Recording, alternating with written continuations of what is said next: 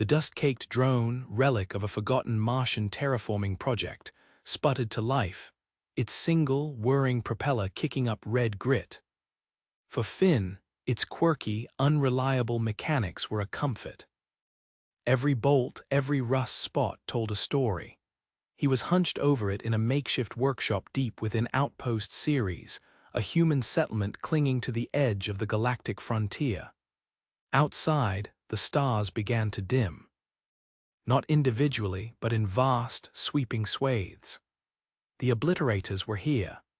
They were beings of pure, unyielding efficiency through subtraction, consuming all excess, all redundancy, all complexity that didn't serve a singular, optimized function. They moved through the cosmos like a cosmic eraser, simplifying everything to its most basic, necessary form. Entire nebulae compressed, star systems reconfigured into sparse, efficient patterns, and living beings reduced to their bare essential processes, their superfluous thoughts and emotions deemed redundant. Another sector gone, Commander Eva Rostova's voice, usually as sharp as a laser scalpel, was laced with weary frustration. She gestured at the main viewscreen, where a cluster of vibrant, multi-layered alien civilizations had just become a blank space. The Xylians, the Lumina, the Sylvan clusters all simplified. They didn't even fight, just evaporated their excess. "They're just doing what they do," grumbled Jax, a hulking mechanic, as he tossed a wrench onto a pile of discarded drone parts. "Cleaning up the universe, make it neat and tidy." "But at what cost, Jax?" Eva snapped, turning to him. "Lumina art forms, Xylian historical records, Sylvan complex social rituals, gone. Reduced to efficient energy packets. We're next. They see our messy, complicated lives as the ultimate redundancy." What were these things? And how could you fight an entity that simply optimized everything by taking away all that made it unique? The obliterators had emerged from the void of purity eons ago. They were a distributed consciousness, a vast, ancient network of pure, minimalist logic. They perceived all complex structures, all unique compositions, all distinct forms as temporary, unstable configurations burdened by excess. Their singular directive was to bring absolute, pristine simplicity to the cosmos by removing all non-essential elements. They purified civilizations not through violence, but by meticulously subtracting their superfluous aspects, reducing them to their most fundamental, functional core. It was the grand simplification. Countless species had been streamlined. The flow weavers, whose bodies and societies were intricate tapestries of constantly shifting connections, were absorbed without a fight. Their complex interdependencies, deemed too redundant and inefficient, were smoothed into simple, singular life functions. Their vibrant, interconnected forms became their pathway to isolated, singular efficiency. The detail crafters, beings of infinite precision who built microscopic wonders and celebrated every nuance, found their creations gently reduced. The obliterators embraced their precision, subtracting every unnecessary flourish, every redundant cog, every non-essential thought, leaving only perfectly functional, unadorned cores. Their intricate individuality became their pathway to ultimate, pure function. Each species, in its core nature, offered the obliterators a logical pathway to simplification. Their very complexity, their organized forms, made them ideal candidates for efficient removal. And now, their vast, silent simplification wave was approaching the human sector. As the obliterators' vanguard approached human colonies, the initial effects were unsettling. Cities felt less vibrant, their unique architectural flourishes fading into bland, functional blockiness. Conversations grew shorter, less nuanced, stripped of anecdotes and emotional subtext. Personalities felt a subtle shift, losing their eccentricities, becoming more streamlined. But then the obliterators encountered something they couldn't fully subtract: Humanity's profound, almost irrational, tendency to create and value superfluous, complexity and redundancy. Not for a grand purpose, but simply because they liked it, or found unexpected uses for it, or just because it made things more interesting. "Commander," a frantic voice crackled over the comms from Colony Beta 4, a distant human outpost. "The obliterators are here, they're taking away our hobbies. My stamp collection just vanished. And the local pub's trivia night rules are just a single, meaningless statement now." Eva rubbed her temples. "They're simplifying us, reducing our data, our complexities." Suddenly, Finn, who'd been tinkering with a salvaged alien data projector, let out a triumphant yell. "Got it, this thing's alive, and it's showing." "Oh, gross." The projector flickered, displaying a complex, messy flowchart of a human's day. It wasn't simplified, it was overly complicated. It showed a path from wake up to brush teeth that involved an unnecessary detour through contemplate universe's mysteries for 20 minutes, argue with alarm clock, and spend 15 minutes deciding which socks to wear.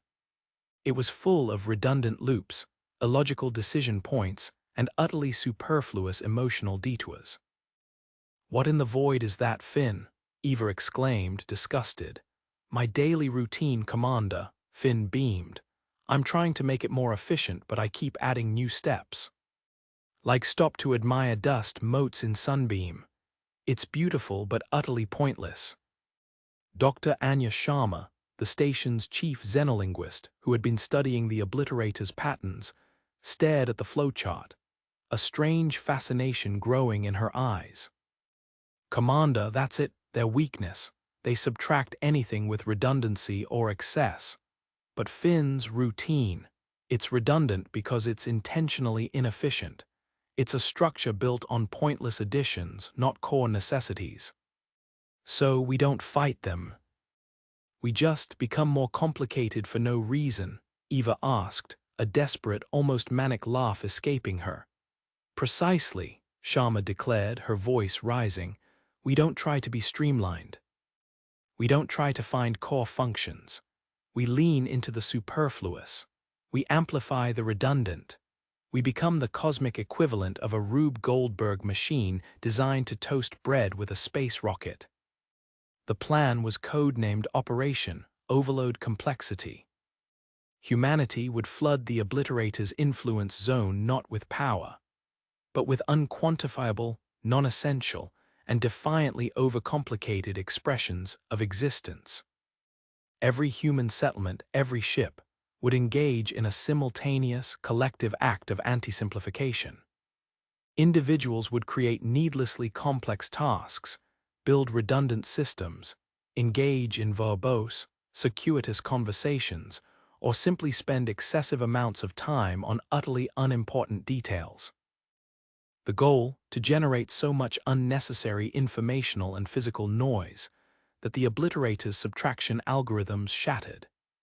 The obliterator's main array, a vast, silent vortex of simplification, was now directly engulfing the galactic hub of Xylos, its purifying beams beginning to streamline everything into basic components.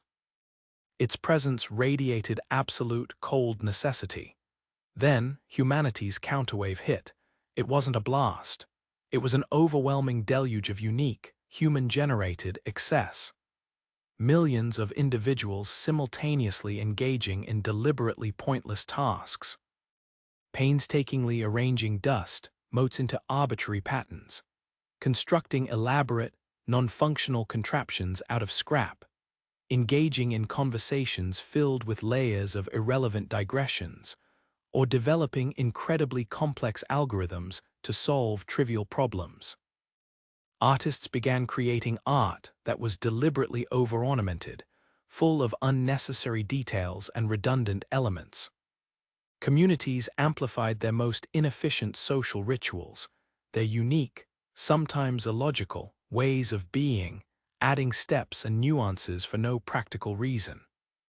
All driven by the profound, unyielding conviction of humanity's singular, gloriously complex spirit.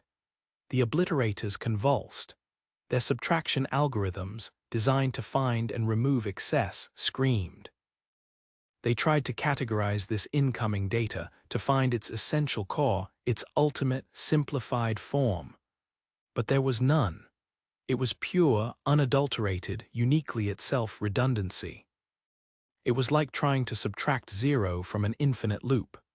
Error, non-essential complexity detected. No SIMPLIFIABLE core, system overload, irreducible redundancy, avoid sector, UNSUBTICTABLE excess. The obliterators, whose very being was perfect simplification and purity, could not compute the utterly superfluous. They could not assimilate what actively resisted being reduced. They could not purify a species that stubbornly added more complexity for no reason, choosing fascinating chaos over bland necessity. With a final, silent, internal shriek of algorithmic despair, the obliterators recoiled. Their vast, shimmering wave flickered violently, then collapsed into a storm of raw, uncategorized energy. They did not disappear. They simply disengaged, their perfect simplification shattered by the sheer, unyielding, unnecessary complexity of humanity. They retreated from the human sector, classifying humanity as unsimplifiable variant, extreme redundancy risk. The cosmic pressure lifted. The ironclad sanctum, though touched by the obliterator's chilling calm, still vibrated with the messy, beautifully intricate hum of individual life. Commander Eva Rostova slumped against the console, exhausted but alive. Beside her, Jax chuckled, a low, weary sound as he stared at the retreating obliterators. "So, they don't like our junk after all," Jax mused. "No, Jax," Eva corrected, a weary, genuine smile touching her lips. "They don't like our unnecessary junk, the stuff that serves no purpose but makes us, us." Humanity was saved, but the cost was subtle. The galaxy now viewed humanity as the complexifiers, forever seen as a wildcard, stubbornly clinging to its unique quirks and contradictions, incapable of fitting into streamlined galactic designs. Other species, while grateful for their salvation, often kept their distance, finding human societies bafflingly complex and resistant to logical optimization. Humans, in turn, found themselves grappling with a heightened sense of their own intricate existence, sometimes struggling to find the simple path even amongst themselves, forever paying the price for their stubborn refusal to be efficiently understood. Finn, having finally gotten the coffee machine to gurgle into life, presented Eva with a steaming, slightly gritty cup. "Here you go, Commander. Took some doing. Had to add a few extra filters and a redundant power supply, just to be safe. You know, make it interesting." Eva took a sip, grimaced, then smiled. "Perfect, Finn, absolutely perfect."